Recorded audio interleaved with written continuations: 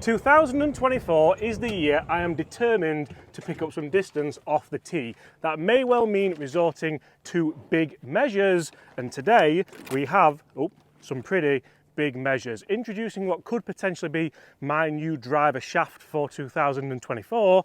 We've got a more lofted head, a low spin head, and we have, get this, a 38-gram shaft. Yes, you heard that right. This is one of the lightest driver shafts you could ever buy. It's stiff enough so that I should be able to square the club face up. Can we pick up distance? Can we pick up club head speed and ball speed? Guys, make sure you do. I can't believe how, look at that. Unbelievable. Guys, get in the comments below, is this going to work? We're out here at Reunion, going to hit a couple of different tee shots and see if it can work out on the course, and we're going to test it on the GolfSon simulator to see just if this could be the answer. So this is of course the Freeflex oblique order shaft. Now you may have seen different shafts like this, different light driver shafts to help you guys pick up some speed. It's not the cheapest driver shaft in the world, but it doesn't have lots of different funky colours on it. So for me, that's already a win. I don't want a rainbow coloured shaft. This looks like a normal shaft. So first up, we're going to aim at the bunker on the right, which is around 270 away. We're into the wind. Just try and draw it back nicely. The head we've gone for today is the Callaway Paradigm Smoke Triple Diamond. It's the AI Smoke version, it's the brand new one. It's a nice low spin head, but it's 10.5 degrees. I'm certainly finding if I just launch it a little bit higher with low spin, I'm getting much better drives, longer drives, and to be honest, drives that stay in play more. So that's what we're gonna go with. Come on. I haven't actually hit this yet, but the guys at Freeflex tell me it's one of the better shafts out there for anyone wanting to hit it further. Straight away, that's a little bit of a toey one going left. It should still be in play. Felt pretty strong actually. So I always find with shafts like this, you have to pick a rhythm. You have to find a rhythm. So it might take a couple of holes to do that. But would you be that guy who takes it straight out onto the first tee and tries to send it as far as possible? There we go. There we go, that's what you're paying the money for. That actually felt incredible. It felt like I didn't have to swing it too fast. That's up the right hand side. Now interestingly, what I feel like I can do with this driver shaft is square it up nicely from a little bit of an in to out swing path and generate that slight right to left ball flight. I've struggled to get that recently. I've been playing that fade, which is helping me keep it in play, but I feel like I'm losing distance with it. So that's why I think this could be a solid answer. This video doesn't mean I'm putting this shaft in the bag. It means I'm testing it for you guys to see if potentially it can work for that hefty price tag. Right, another one. I don't feel like it's too difficult to control. That's one of the first things that I'll say. Other shafts like this, I've felt like I have to have loads of swings. One, that's the shortest drive I've ever hit. Loads of swings to keep it in play. Oh, stop it. Stop it. Just peeling off there. Not the right to left shot I've spoke about. That's gone a long way. Guys, let's get down there, let's see where those are. I think we lost the first one. I'll hold my hands up. And then let's continue around this gorgeous golf course here at Reunion on the Nicklaus course to see if we can hit this a very long way. So interestingly, two drives very similarly down this fairway. The first one we can forgive because it was the first swing of the day, and we'll have a breakfast ball because we're in America.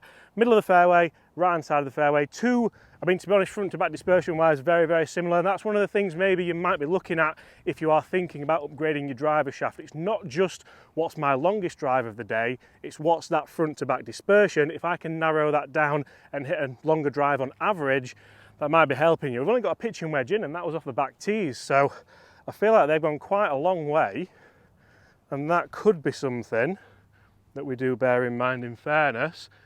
I hate it when cars go past you, you know, like, you never know, right.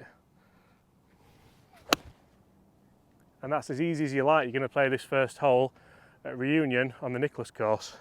Delightful. Okay, maybe not easy as you like, I think that might have. I thought it was good in the air. Look, I thought it was good in the air. We've all called one. We've all called one. Let's go.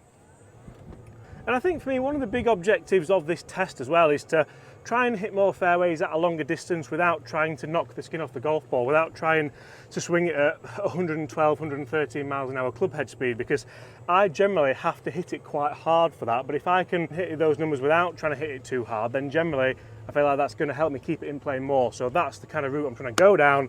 Let's get to the next tee and see what we can do. And you see, the reasoning for me trying the kind of Paradigm AI Smoke head in this is I'm looking for the kind of best low spin head possible where I can still launch the ball up in the air. 10.5 degree AI Smoke is pretty much going to be that. I would look at the new QI10. I do quite like that. I like it a lot more than the Stealth 2.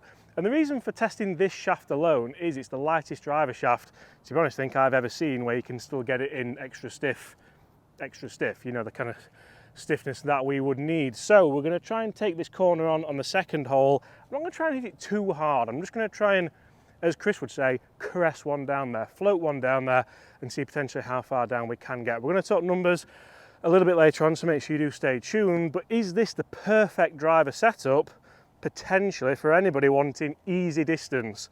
That might be the title of this video now, I've just thought about it. Easy distance. That felt so good. That felt so easy, out the middle. You can kind of tell the spin window as well, so it's great to pick numbers, it's great to get the golf sun out and see just how far a ball's going, what it's spinning like. But you can almost tell, looking at the ball's flight, that was around a 1900 spin. You can tell because it's come out like a little bit of a knuckleball. Let's go again and see.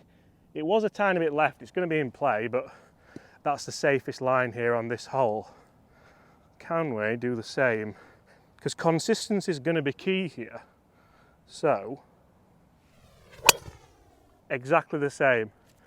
Down that left-hand side, two identical shots down this hole. And again, that was a little bit toey, so you might have seen on the ball flight, it turned over a little bit more. I don't mind that, because if you strike a ball at the toe, it's going to turn over a little bit more. Now, let's see if we can hit the same shot, just start it further right, because it's doing what I want to do. That ball flight is pretty much what I've discussed on the first tee, and consistency seems to be there. There, that's the shot right there. And you can sort of see that I'm probably swinging more within myself. That's absolutely massive, by the way. I'm probably swinging more within myself because I'm becoming more at ease with this club. I would obviously recommend you go and get fitted for your driver shaft, but I do think there's pretty much a lot of fun in trying things like this, because if you don't try it, you never know. So guys, do me a favour, get in the comments below and let me know, when it comes to a driver, where do you feel like you're going to spend most of your money? Is it on the head? Is it on the fitting process itself? Is it on the shaft? Because the more I speak to people who are in the know about driver shafts, the more I see that realistically driver shaft technology is coming on more than driver head technology. And we all know that the new ball rule is going to potentially come in. We all know that potentially these golf balls, 3-piece urethane, they're going to be thrown out eventually. That was a brand new Kirkland. Chris is going to be raging with that.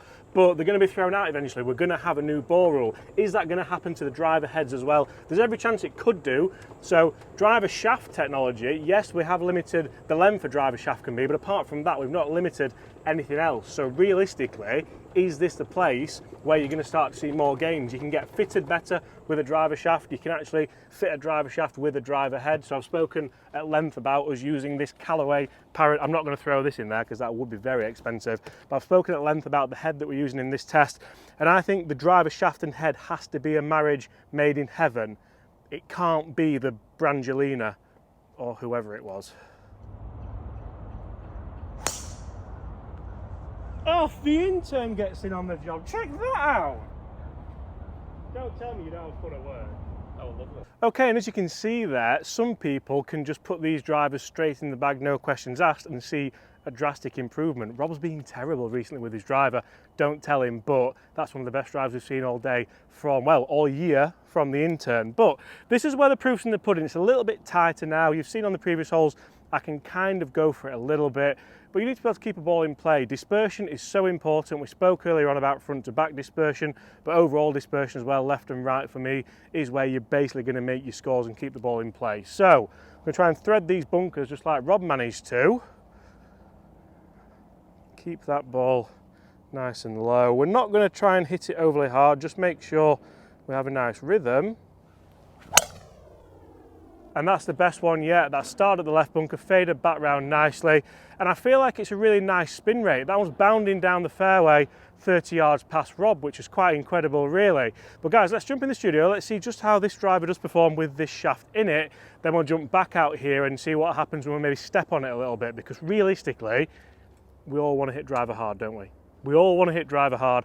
Let's check the numbers. Right, so back cold here in the freezing UK. We're going to do some numbers for this Triple Diamond driver with the 30 gram shaft, the lightest driver shaft I've ever seen. Now, this has to work. This has to give me at least an extra 10 yards for it to even be worthwhile considering. As you've seen out on the golf course in Florida, when I get it, it's good, but it needs to be fairly consistent as well. So we've been hitting loads of shots today, so we'll reset all that analysis and let's see what we can get going with this 30 gram shaft. It feels like a Martin Borgmeier long drive shaft. Straight away, that's a long, I mean, that's back in sole. But 2.9 spin, 162 ball, so it's not like it felt mashed that, but that's the furthest left think I've ever hit it on here. And that's when the head just gets released a little bit early, maybe. That felt good. That's cutting back nicely. 280 carry and we'll consider it. That's a 268 running up to 290. Generally I carry it around 270-ish on a good one, so like a 162 ball, again, ball speed's nice and consistent. You really do have to like get into the swing of this though, and it's almost a different feeling. Altogether, that one's out of the park as well. I think it's really interesting to try these things. I mean, it's a 264, but again, it's in the back garden of that house. Come on, James, we can do this. 30 gram, better rhythm. That's gone as well. Just can't square the club face up today, and this is why I like testing drivers on the balcony on different days, because some days this might work, but on the days that it's not working, I do rely on manipulation in my golf swing. I'm not the most consistent golfer in the world, and as you can see, on the days it's not going to work, is it going to be a lot more destructive than helpful? Let's try and wind one up and see if, to be honest, we've not seen any real gain yet, have we? So I've tried to hit that so hard, to be fair. Like, it's just turning now into like a long drive pummeling session, and we're still only getting like a 265 carry. So realistically, 165 ball, but I can't get the ball speed and keep the spin rate down. That's the issue. The 10.5 degree I think is helping me. Well, I felt like it was helping me out on the golf course. Let's get back out there. That's another one gone. And let's put this debate to bed. Look at that. I hope no one's having their breakfast on there because they're getting absolutely pummeled. So as you can see, really, really interesting numbers there. Not quite as consistent as I would have hoped for, but realistically, I do feel like there is something in this driver test. I feel like with the right fitting, with the right shaft weight, you could potentially do really well with this club. Let's step on it. Let's see if we can get these further down the fairway. The first one's bang down the middle, so I'm quite happy with that. But now, oh wow. A tiny bit cutty, but it's still inside the bunker line. And this is where these driver shafts can potentially come alive, because if you can start hitting really, really big shots, you can start hitting them even harder. I don't know. Would you spend the money on it? Would you go and get fitted for a standard driver shaft? Would you look at the Grafaloy Blue shaft, which I featured on the channel recently? I don't know. Guys, I'm going to leave you on this one. We're going to smash this as hard as we can, get that ball moving right to left, miss this branch by a couple of millimeters. Thank you so much for watching. That is really good. That's massive. That's 60 yards past Rob. Guys, thanks for watching. Smash that subscribe button. Rob, thanks for coming. It wasn't 60 yards. And we'll see you all at the same time tomorrow. Goodbye.